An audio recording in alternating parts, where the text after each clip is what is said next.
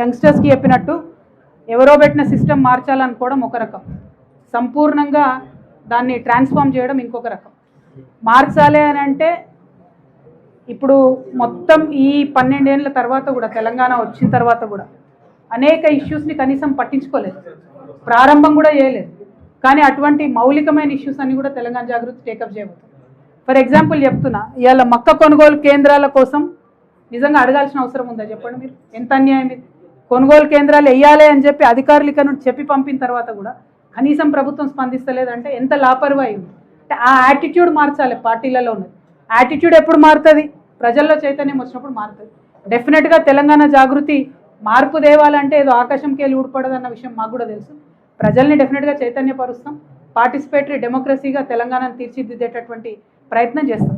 అన్నిటికన్నా ఎక్కువ ఇప్పుడు ఒక రాజ్యాంగ రక్షణ ఉన్నటువంటి ఎస్టీల విషయం తీసుకోండి. ఫర్ ఎగ్జాంపుల్, ఎవ్రీ ఇయర్ ఇన్ని ఫండ్స్ ఇవ్వాలి అని చెప్తారు, కానీ ఎవరు కూడా ఇవ్వరు. తెలంగాణ వచ్చినాక ఒక చట్టం చేసినాం, ఎస్సీ ఎస్టీ ఫండ్స్ పక్కదారికి పట్టొద్దని. అయినా పక్కదారి పడుతూనే ఉన్నాయి, అయినా అడిగేటోళ్ళు లేరు. మైనారిటీలకు ప్రతి సంవత్సరం 2000 కోట్లు పెడతామని చెప్పినాం, పెట్టడం లేదు. అంటే రాజకీయ పార్టీలకు ఎట్లా అలవాటు అయిపోయిందంటే చెప్పి ప్రజల మమ్మల్ని అడిగేది ఉందా చేసేదా అనే పరిస్థితి వచ్చింది. కానీ ఆ పరిస్థితి వచ్చినటువంటి తెలంగాణ లాంటి చిన్న రాష్ట్రంలో కూడా ఉంటే ఎట్లా? ఈ పరిస్థితి మారాలంటే ప్రజల్లో చైతన్యం పెంచాలి. ప్రశంసించడమే కాదు, ప్రశ్నించడం నేర్చుకోవాలి. ప్రశంసించుకుంటూ పోతే పనులు జరగవు, ప్రశ్నిస్తేనే పనులు జరుగుతాయి. కాబట్టి ప్రశ్నించేటటువంటి ఒక తెలంగాణ, మొదటి నుంచి ప్రశ్నించే తెలంగాణ నెమ్మది మర్చిపోయినాం కొద్దిగా. ఈ మధ్య గట్టిగా ప్రశ్నించాలి, రిజల్ట్ వచ్చేంత వరకు ప్రశ్నించాలి. ఒకసారి ప్రశ్నించి ఇచ్చిపెట్టదు. ఏమవుతుంది ఇవాళ రేపు రాజకీయ నాయకులు కూడా పొద్దుగా లేస్తే సాయంత్రం దాకా రీల్స్ చూస్తారు కదా, వాళ్ళు కూడా అసెంబ్లీలో కూర్చొని. సో మన బాధలు, మనకు సమస్యలు మర్చిపోతున్నారు. సో మర్చిపోనివ్వకుండా వెంటబడి అడగాలి. అటువంటి ఒక కొత్త రాజకీయ ఓరవాడికి తెలంగాణ జాగృతి శ్రీకారం చుడుతుంది. మీరు అన్నమాట 100% కరెక్ట్. కొత్తగా వచ్చిన వాళ్ళందరూ చాలా అద్భుతమైన ఇంటెన్షన్తో వస్తారు, ఏమైనా చేయలేకపోతారేమో అని ఒక డౌట్ఫుల్గా మీరు అడిగినారు. కాకపోతే మీరు నన్ను 20 ఏళ్ళుగా చూసినారు. జనరల్గా నేను ఏదైనా చెప్పినా అంటే, ఏదైనా ఒక ఇష్యూ పట్టుకున్నా అంటే ఆ ఇష్యూ ఎండే వరకు కూడా నేను ఎప్పుడు కూడా మర్చిపోకుండా పనిచేసిన. అంటే ఇక్కడ కొంతమంది మతిమరుపు రాజకీయ నాయకులు ఉన్నారు. మన ఎంపీ అరవింద్ లాంటి వాళ్ళు ఏం చేసిరు, ఆయన అంతకుముందు మేము అధికారంలో ఉన్నప్పుడు, నేను ఎంపీగా ఉన్నప్పుడు ఆ బ్రిడ్జ్ కాలే అన్నాడు. ఇలా నేను అధికారం కోల్పోయి ఇక్కడ 7 ఏళ్ళు అయిపోయిందా నేను ఎంపీగా లేక? 7 ఏళ్లలో బ్రిడ్జ్ అయితేనే ఉన్నది. మరి ఎడవేండో ఎంపీ గారు ఏడ మర్చిపోయిండో తెలియదు. అంటే ప్రజా సమస్యల మీద ఎంత లాపర్వాయి అంటే, ఒకప్పుడు ఆపోజిషన్లు ఉన్నప్పుడేమో క్రిటిసిజం, గవర్నమెంట్లు ఉన్నప్పుడేమో ఎస్కేప్. సో దీంతో పని కాదు కదా. సో గవర్నమెంట్లో ఉన్న వాళ్ళు, బాధ్యత ఉన్న వాళ్ళు, అది బీజేపీ కావచ్చు, కాంగ్రెస్ కావచ్చు, వాళ్ళ మీద బలంగా కొట్లాడతాం, ప్రజా ఉద్యమాలను నిర్మాణిస్తాం, మార్పు చూపిస్తాం. మీకు ఖమ్మం ఎగ్జాంపుల్ తీసుకోండి, అట్లా మెనీ ఎగ్జాంపుల్స్ ఉన్నాయి. ఇష్యూ పట్టుకోదు జాగృతి, పట్టుకుంటే ఇడిచిపెట్టదు.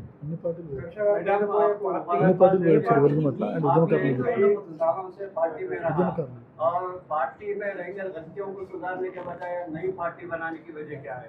कौन से काम आपने किए? भाईजान आप कितना अच्छा सवाल पूछे। किसानों के बारे में आपने क्रेडिट राज के बारे में क्या, हाथी किसानों के बारे में मेहनत की, पार्टी के गलतियों को सुधारने के बारे में नई पार्टी बनाने की वजह क्या है? जी बिल्कुल, बहुत अच्छा सवाल पूछा आपने। नया पार्टी बनाने का मकसद तो तेलंगाना के हालत को सुधारना है, वो अलग बात है। जो पार्टी में हम ऑलरेडी थे, उस पार्टी से हमें निकाल दिया गया है। हम खुद ब खुद बाहर नहीं आए, हमें उस पार्टी से निकाल दिया गया है। लेकिन हम आवाम के दरमियान रहना चाहते हैं, उनके मसाइल को समझना चाहते हैं और उनको सुलझाना भी चाहते हैं। एक कमिटमेंट के साथ, एक शिद्दत के साथ तेलंगाना के आवाम के दरमियान में रह के उनके लिए काम करना चाहते हैं। तो उसके लिए एक अच्छा ज़रिया एक मीडियम पॉलिटिकल पार्टी है। तो इसीलिए एक नया पॉलिटिकल पार्टी तेलंगाना में आ रही है। और आप देखिए जिस तरीके से हम माइनॉरिटीज़ के मसाइल को सुलझाते जाएंगे, आप खुद आके बोलेंगे कि आपने बहुत अच्छा డెసిషన్ लिया। నేను ఎవరికి బీ పార్టీ ఉండని చెప్పినా కదా, మేము ఎవరికి బీ పార్టీ ఉండేటోళ్ళం కాదు.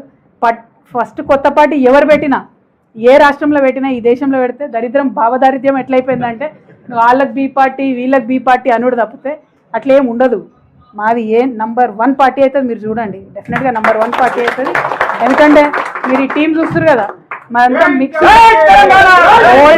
ఓల్డ్ అండ్ యంగ్ మిక్స్ ఉంటుంది. అద్భుతమైనటువంటి విమెన్ ఫోర్స్ ఉంటుంది, మాకు యూత్ ఫోర్స్ ఉంటుంది.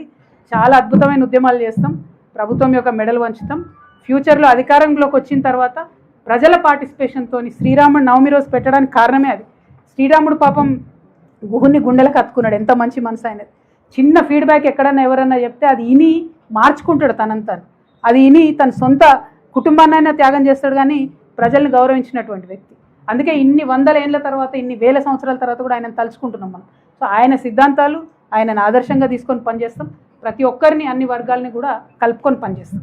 Thank you. జై తెలంగాణ. మళ్ళీ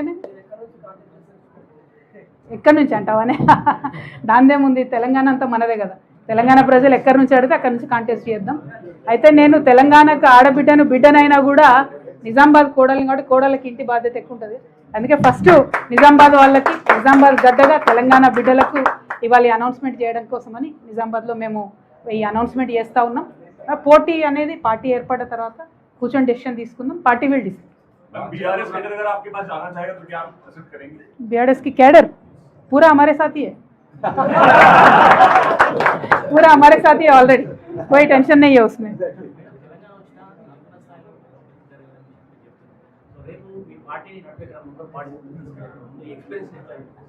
అంటే ప్రధానంగా ఒకటండి, ఇప్పటి వరకు ఒక 20 years నుంచి నేను పాలిటిక్స్లో ఉన్నటువంటి ఎక్స్పీరియన్స్లో నేను ఇక్కడ ఎంపీగా గెలవక ముందు, అంటే అప్పటికి నాకు గ్రామ పంచాయతీ మెంబర్గా కూడా చేయలే, నేను ఎంపీగా గెలవక ముందు ఒక వాగ్దానం ఇచ్చిన. నేను Nizamabad Peddapalli railway line finish చేస్తాను వాగ్దానం ఇచ్చిన. అప్పటికే అది 25 సంవత్సరాల నుంచి పెండింగ్ ఉండేది. అందరు నవ్విండ్రు, 25 ఏళ్ళకి వెళ్ళి కాలేదు, పెద్ద పెద్దోళ్ళు ఎంపీ ఉన్నప్పుడు కాలేదు, నీతో అవుతుంది అన్నారు. జస్ట్ 3.5 yearsలో చేసి చూపించిన నేను. అంటే నాకు ఢిల్లీలో లాబీ చేసే సత్తా ఉంది, గల్లీలో ఒళ్ళు వంచి పనిచేసే సత్తా కూడా ఉంది. ఆ పట్టుదల ఉంది నాకు. అవసరమైతే ఢిల్లీలో లాబీ చేస్తాం, అవసరమైతే గల్లీలో పనిచేస్తాం. ఖచ్చితంగా మనం రాష్ట్రం అభివృద్ధి కోసం పనిచేస్తున్నామంటే దేశం అభివృద్ధి అనేది కూడా దాంట్లో ఆటోమేటిక్గా మిళితమై ఉంటుంది. కాబట్టి ఆ ఉన్న పాత ఎక్స్పీరియన్స్ని వాడుకుంటాం, ప్రజా సమస్యలు తీరుస్తాం. Thank you.